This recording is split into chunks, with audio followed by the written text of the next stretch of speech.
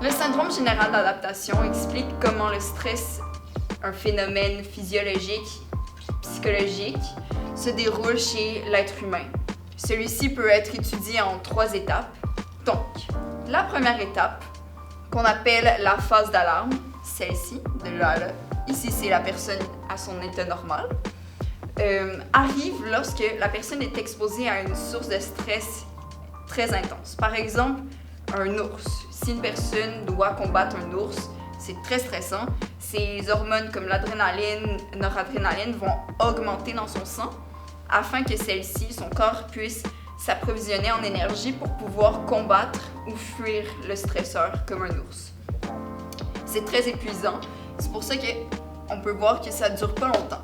Si la personne est encore exposée au stress, elle tombe dans la phase d'épuisement, la deuxième phase. Cette phase peut durer très longtemps et beaucoup de moins d'adrénaline est sécrétée. C'est plutôt du cortisol qu'on appelle, qui est sécrété dans le sang. Cette personne va ressentir du stress chronique, mais beaucoup moins intense, parce que sinon c'est trop demandant en énergie pour son corps.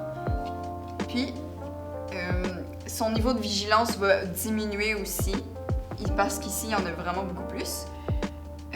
Par exemple, ça pourrait se produire lorsqu'une personne est poursuivie par un ours, elle monte dans un arbre, l'ours est encore à ses pieds, et cette phase dure tout le long que l'ours est à ses pieds et qu'il n'est pas parti. Si l'ours part, elle va retrouver son état normal tranquillement.